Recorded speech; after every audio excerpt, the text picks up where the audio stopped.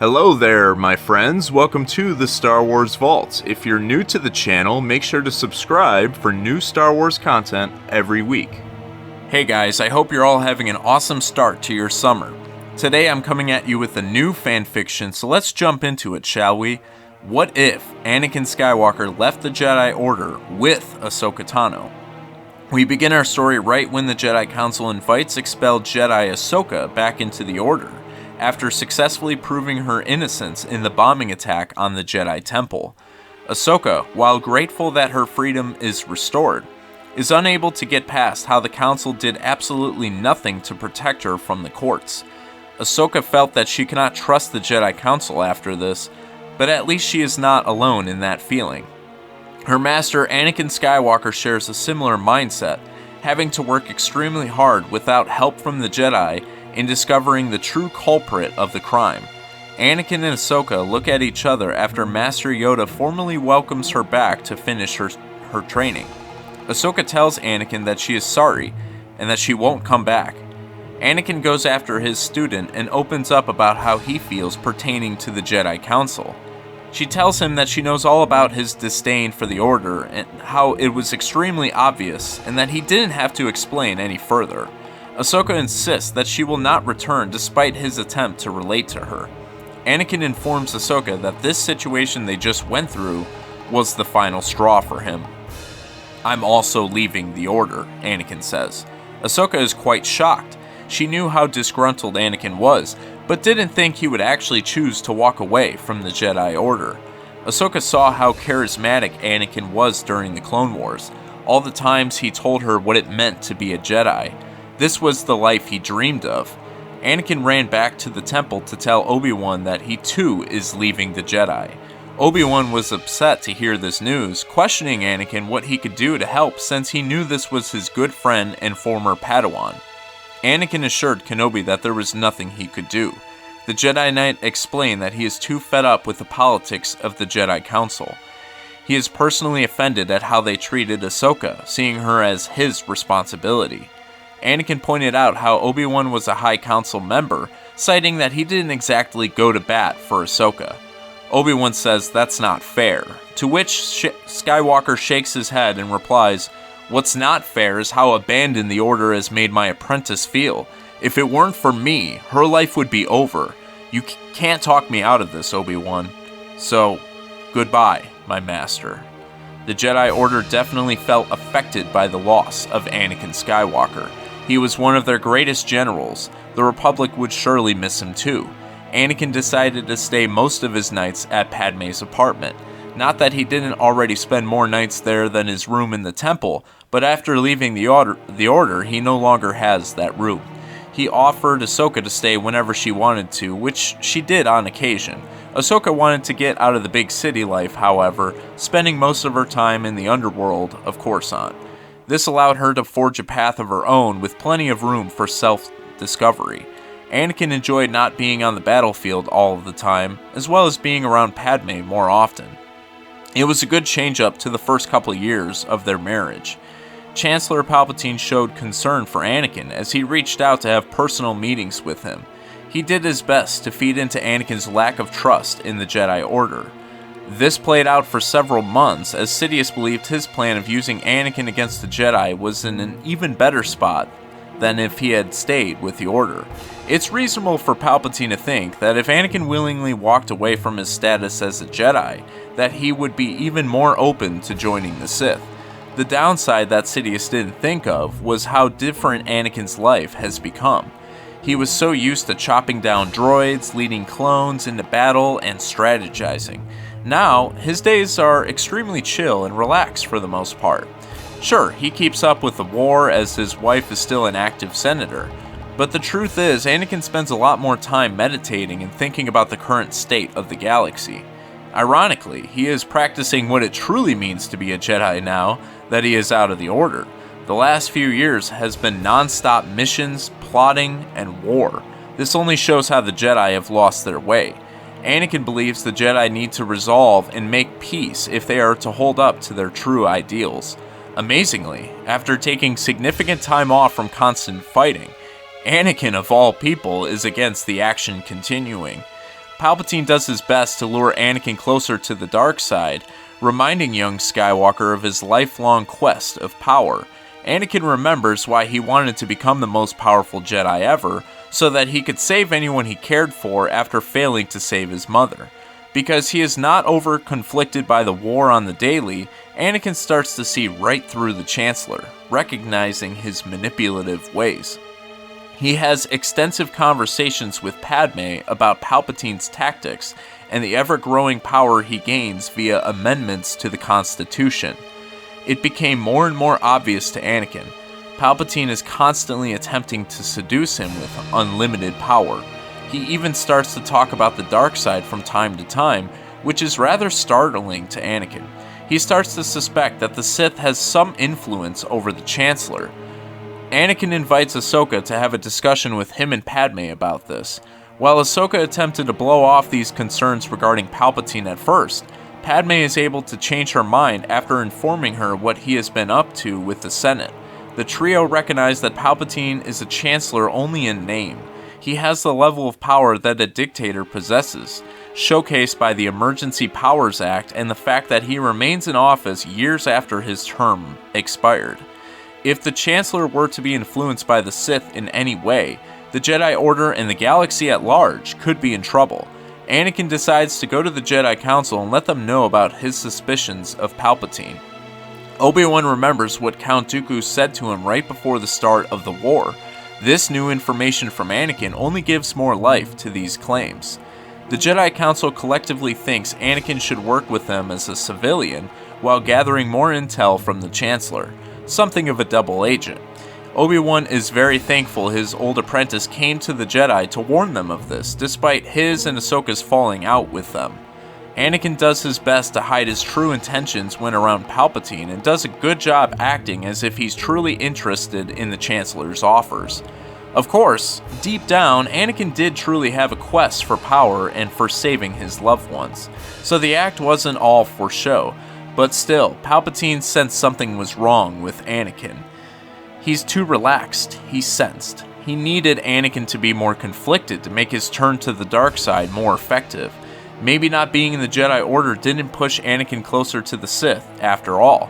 Darth Sidious decided to use his powers to make Anakin lean on his fear.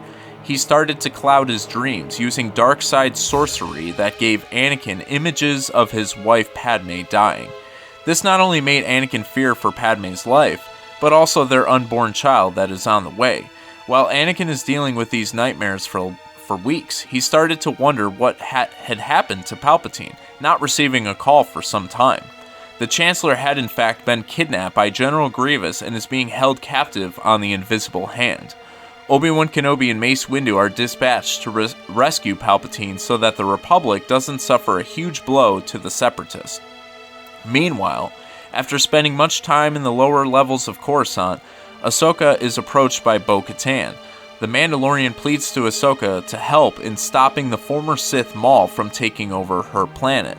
Ahsoka asks Anakin what they can do about this, to which Anakin asks Yoda for help. Despite the two no longer being a part of the Grand Army of the Republic, Master Yoda grants Anakin's 501st Legion to the former general and commander. The Grand Master realizes Maul may be a key into figuring out the mystery of the Sith. Simultaneously, Obi-Wan and Mace led a squadron onto the Invisible Hand, while Ahsoka and Anakin led their clones to help Bo on Mandalore. Mace and Obi-Wan reach the Chancellor on the ship, but are stopped by Count Dooku. The former Jedi turned Sith duels the Jedi Masters in front of Palpatine. Dooku uses the Force to overpower Obi-Wan in order to avoid being caught by one of his quick defensive strikes, knowing that Kenobi is indeed the Master of Soresu. A legendary duel occurs between old friends as Mace Windu successfully defeats Dooku, using his own dark side powers against him. While Dooku may have defeated Windu in his prime, the 83-year-old Sith was physically weaker and had less stamina than his opponent. Windu was able to chop off Dooku's right arm, which the Count would be thankful for considering he had just ducked a swing at his neck right before that. Knowing Windu is not afraid to kill his opponent after seeing him chop off the head of Jango Fett, Dooku officially surrendered. Palpatine urged Master Windu to kill Dooku, stating it's too dangerous to keep him alive. Windu denies the Chancellor, as he says Dooku is a man of honor when it comes to dueling.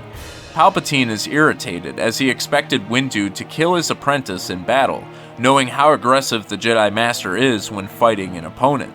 It even almost turned out that way, but unfortunately for Palpatine, the fight was over once Dooku was disarmed. Windu helped Obi-Wan up and proceeded to guide the prisoner Dooku and rescued Chancellor up to the cockpit. General Grievous had already escaped after seeing Dooku arrested on the security cameras. Mace and Obi-Wan successfully land the invisible hand on the runways of Coruscant. Former Jedi Anakin and Ahsoka lead a successful siege on Mandalore and are able to capture Maul as they bring him back to Coruscant on a Jedi cruiser. During their confrontation on Mandalore, Maul tells Anakin and Ahsoka that Darth Sidious had long been grooming Skywalker to be his next apprentice. This information made Anakin feel uneasy, who was now having flashes of Padme dying even while awake. When they get to Coruscant, Palpatine senses Maul and now realizes both of his Sith apprentices are under arrest and available to the Jedi. He starts to panic, as he invites Anakin once again to tell him the story of Darth Plagueis the Wise. Palpatine can see the distress that Anakin is feeling, which makes him feel better about his plan to turn him. However, because Anakin's stress over Padme's well-being was so obvious, Sidious could not sense the wall Anakin built up in his mind to protect the secret that he was indeed spying on him. Anakin was a citizen in his eyes still. The Jedi kept his involvement under wraps. When he got the chance, Anakin told the Council he believed Palpatine was the Sith, citing the story he had just told along with Maul's confession. Yoda, Mace, and Obi-Wan had much belief this could be true, but decided that the 4 Jedi needed to speak to Dooku in order to connect the dots. Anakin and the 3 Jedi Masters visit Dooku's cell asking about Darth Sidious. Dooku refused to give up anything, until the 4 Jedi agreed to use the Force together to pull the truth out of the Count. After minutes of a combined mind trick, Dooku became too exhausted and stressed, to which he confirmed the true identity of Sidious. The Jedi now have their answer. They send Anakin as bait to meet the Chancellor in his office. Palpatine tries to entice Anakin with the dark side, guaranteeing him that his wife will be saved if he learns the power. Anakin pulls out his lightsaber and points it at him. Sidious asks him if he's going to kill him, to which Anakin says he desperately wants to. Palpatine replies that he knows since he can feel his anger radiating off of him. As he turns around to look at Anakin, he senses something coming. What could it be, he thought. "Your rule is at an end, Darth Sidious," Anakin says as a plethora of Jedi Masters enter the room behind Palpatine. Obi-Wan, Mace, Yoda, Kit Fisto, Agent Kolar, Syndralic, and many others ignite their lightsabers. "You're under arrest, Chancellor," Mace Windu says. The Master Manipulator has just been out-manipulated. While thinking of attempting a Force storm to either kill the Jedi or escape, the collective Jedi build up a Force shield to prevent Palpatine from doing anything rash. He is forced to give himself up. The Jedi use every material asset to lock up Sidious in a confined area where he has no chance of breaking out. The Senate and the courts don't believe the Chancellor could be guilty, until the Jedi Council used Count Dooku's testimony and confession to show how Palpatine manipulated the entire Republic into a galactic war. Maul was also used as a witness to attest to the evil plots that Sidious had conjured up. Anakin Skywalker was also called to the stand as a witness, explaining how the Chancellor tried to entice him with the dark side. Eventually, the Chancellor is found guilty and sentenced to death. A new Chancellor is elected, Senator Bail Organa. Now Supreme Chancellor, Organa officially reverts the Constitution back to its original state. Padme and Anakin successfully have their children Luke and Leia. The Jedi Order asks Anakin and Ahsoka back into the Order, despite knowing of Anakin's marriage and family. Both of the former Jedi decline, as they choose to focus on themselves for once. Dooku is granted clemency for his crucial role in convicting Sidious. Obi-Wan remains in the Order, but continues his friendship with Anakin, finally feeling at peace in his life for the first time. And that is what would happen if Anakin Skywalker left the Jedi Order with Ahsoka Tano. This was a really fun story to make, and I hope you guys enjoyed it. If not, let me know what you think I could have done better with this story. Whatever your thoughts are, make sure to comment them below. Also, don't forget to force push the like button to support the channel. I greatly appreciate it. I'll be back in a few days with a new video, so until then, my friends, may the Force be with you.